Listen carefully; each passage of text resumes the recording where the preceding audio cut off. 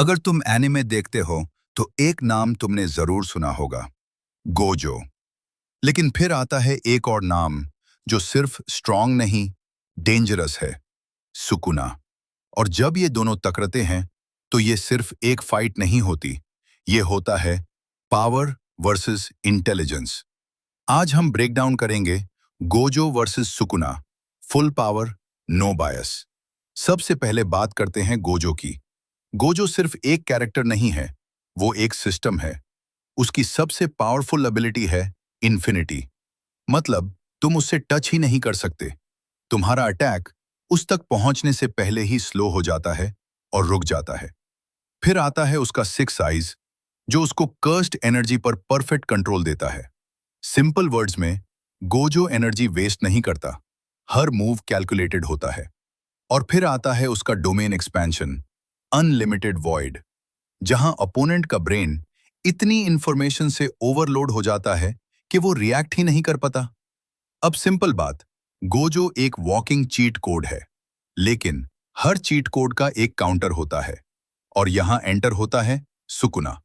Sukuna को लोग king of curses कहते हैं, लेकिन असल में वो एक स्ट्रैटेजिस्ट है। लेकिन उसकी सबसे डेंजरस चीज है उसका दिमाग, उसका डोमेन एक्सपेंशन।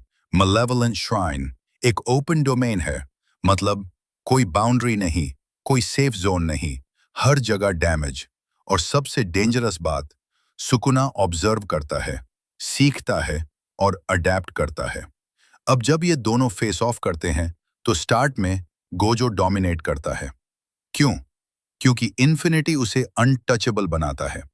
सुकुना के अटैक्स उस तक पहुंच ही नहीं पाते, लेकिन सुकुना रश नहीं करता, वो वेट करता है, समझता है गोजो का सिस्टम कैसे काम करता है। और यहां से फाइट चेंज होती है।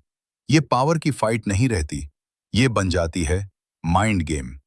गोजो स्पीड और डिफेंस यूज करता है, जबकि सुकुना पेशेंस और स्ट्रैटेजी। और फिर आता है टर्निंग पॉइंट, जब सुकुना गोजो के पैटर्न को रीड कर लेता है। अब गोजो अब भी स्ट्रांग है, लेकिन सुकुना एक स्टेप आगे सोच रहा होता है। और इसी वजह से फाइट इक्वल हो जाती है। अब फाइनल सवाल, कौन जीतेगा? सच ये है, ये फाइट एक्सट्रीमली क्लोज है। दोनों अपनी पीक पर मॉन्स्टर्स हैं, लेकिन अगर फुल पोटेंशियल और अडेप्टेबिलिटी देखें तो सुकुना को स्लाइट एज मिलता है। क्यों? क्योंकि वो सिर्फ पावरफुल नहीं, स्मार्ट भी है। लेकिन इसका मतलब ये नहीं कि गोजो वीक है।